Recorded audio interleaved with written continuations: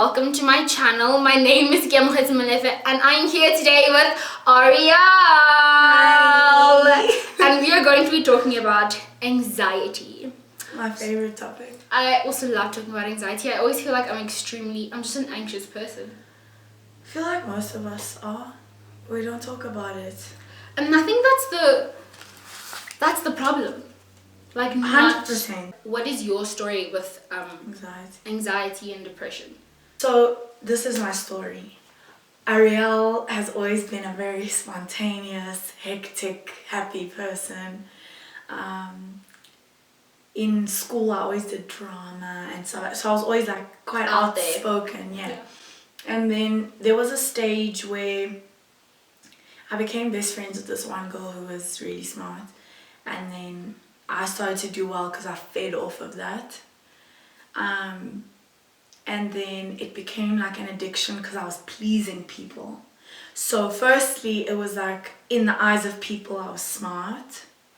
And then for myself, it like fed my ego, which I think I was quite insecure because I was born in South Africa, but I wasn't raised in a South African household. So in school, I always felt like an outsider. So getting good grades was like a way to fit in. A really bad way to fit in now that I look at it in retrospect.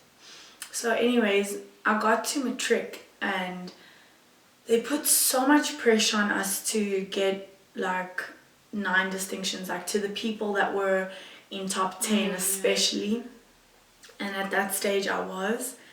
And I remember from that day we had a talk with our principal. He got us together and he showed us the grades from the year before us, and they did so well. They were like getting 10 distinctions and whatnot, and I think they were just a really competitive grade. They always were. So our principal put us in a room and tried to get his school to look good, I guess, you know. So he was like, look at this. This is what you need to do.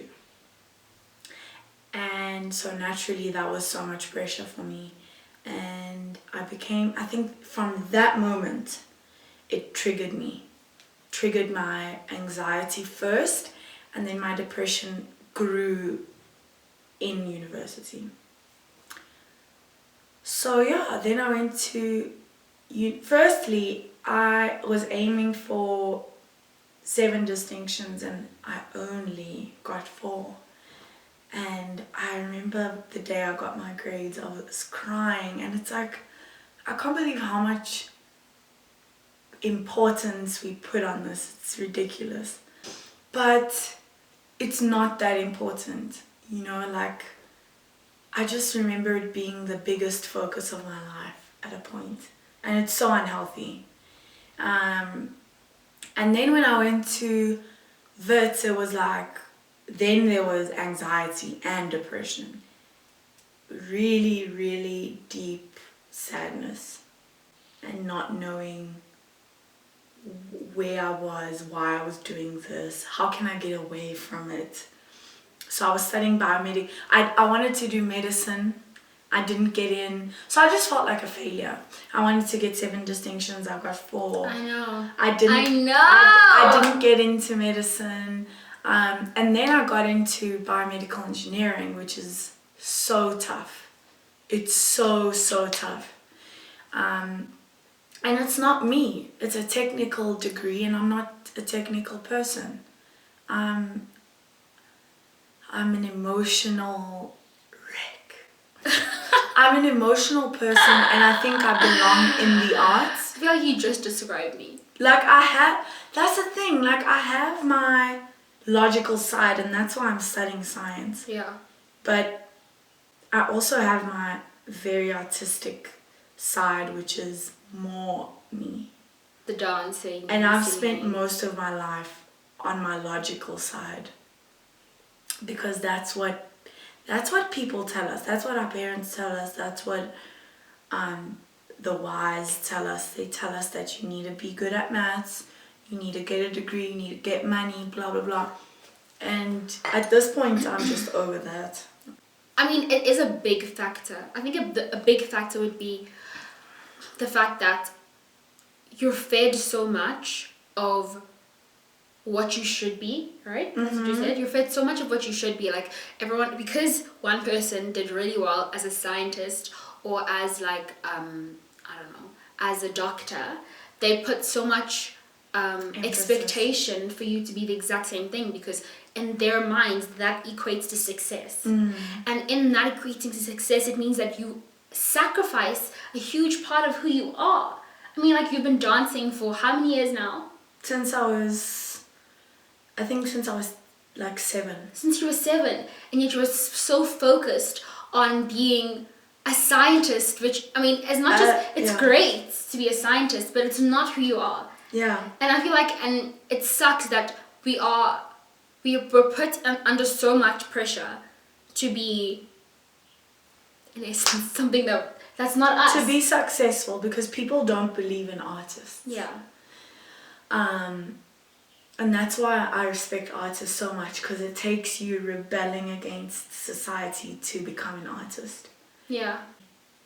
But yeah, girl, that's my story. Basically, just to round it off, I then changed from biomedical engineering and I went to science. And it's better, but it's still not me. And I only realize that now. And so now what I'm doing is I'm studying for the sake of knowledge. And that has changed my life. So can you please just first explain, like, from leaving to biomed engineering to going to science degree? So, yeah, like, just explain your whole journey. Like, first your second year. Third year. Doubles. It's in double. When you fail, university becomes a double. Yeah. And I'm so proud of that. I'm so proud of failure, because it's made me who I am now. But basically in first and second year, in first year, I think that was the starting point. It set the tone for my journey. It was so difficult. The people in my degree were horrible. They felt so empowered, not empowered, because that's too good of a word. They were arrogant about the degree that they were doing. There was some racism there as well, and that was hard to deal with. And the work was really difficult for me because it was very mathematical, and it's just not me. Once again, it's not me. Then I changed degrees, and that was amazing. I remember the first day I made such amazing friends. I changed to science, and science students compared to engineering students are like a breath of fresh air. And I did subjects that I thought I enjoyed, like anatomy, and then I was in the library one day and I had something that felt like a panic attack. I think my body was at that point processing everything I'd gone through in first and second first year. Yeah. And then so I had that like meltdown, and my parents didn't know how to deal with it. I think it was like the first week of school. The first week of me changing degrees. Meeting new people, having subjects that because at that time I thought I wanted to be a doctor. So I was doing anatomy and I was like, yeah, this is so cool. And so yeah. And then my parents got me a psychologist. It was weird for my dad, I think. He didn't get it, but he was still supportive. I think people are probably going to be like, okay, so every single time I need diarrhea, it means, like I have diarrhea, it means I have an anxiety attack. No. It means no. that sometimes our anxiety, basically the essence of what you're saying is that sometimes our anxiety manifests into our body. It manifests, yeah. And there are levels of anxiety. So like you have your less severe or least severe, and maybe, I don't know, you might be walking and then all of a sudden your heart beats really fast, or I don't know the symptoms exactly, but like there's least severe, a little bit more severe, medium severe, and then there's quite extremely severe, and sometimes you might even need to be hospitalized. or medicated. I know someone really close to me, she said that whenever her anxiety manifests as something small like a speech, so then she will, whenever she has to do a speech, she has diarrhea. And she will need to go to the toilet. And it's crazy because it's not a big thing. It's a speech. It's just a speech. You can get over it. But her anxiety just takes form in her body like that. And in a lot of us. Yeah, and a lot That's of people. how it manifests. And it's quite crazy because, like the statistics said that those who aren't treated, and there's only like a quarter of people who are diagnosed that are treated. A quarter! And those who aren't treated, which is 75%, their disorder deteriorates. Like it gets worse. It's not going to get better. And it's also a lot of pressure on psychologists because there's only like 15% of psychologists, you know, who are able to treat this, and then they're treating like 85% of the South African population. There's only 15% that are able to treat anxiety. Anxiety or mental, specialists for like anxiety, or any type of mental disorders. So we have a shortage. We have a huge shortage, massive. Psychologists, we need you. Clinical psychology isn't even. It's not advised to do as an honors. They don't advise to because there aren't a lot of firms, and because there aren't like clinics, there aren't a lot of clinics, and because there aren't a lot of clinics, there aren't a lot of psychologists to treat those who are actually mentally ill. Ugh, it's sad. You were talking about the flu, like with regards to anxiety and the different types of anxiety. So can you please repeat that again? Yeah. So I was saying that when you have the flu, it's not pneumonia, right? So it's not that deep. You can treat it, but you need to go to a doctor. Why do we treat mental illnesses differently? We treat mental illnesses as if they don't exist.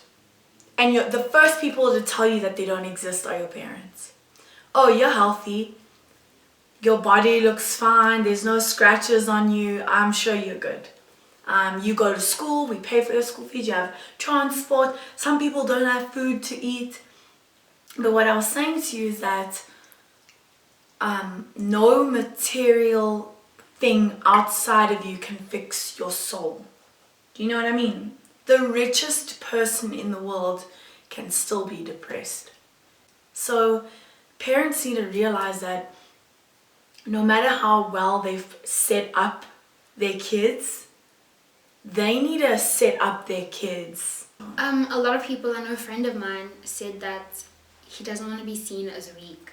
And I was like, but love, that's not if you're not okay, you're not okay. So that's what I was saying about the flu. You're still gonna go to the doctor.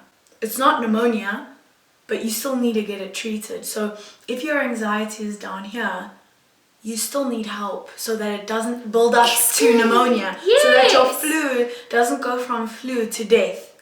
Because what we go from is from anxiety to suicide. From anxiety to depression and anxiety to suicide.